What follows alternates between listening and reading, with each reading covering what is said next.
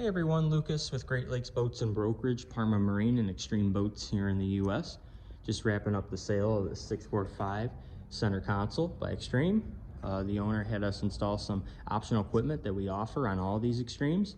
So I figured I'd walk you guys through and show you what we added.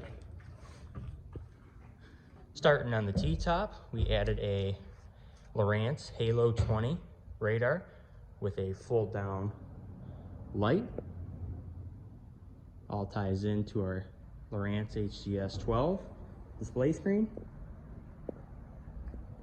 Moving forward, he added a winch anchoring system.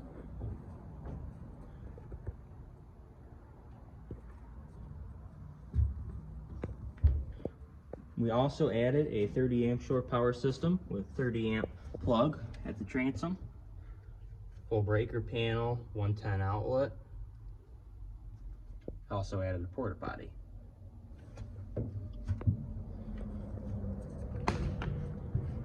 Moving aft, see our shore power outlet, 30 amp, 125.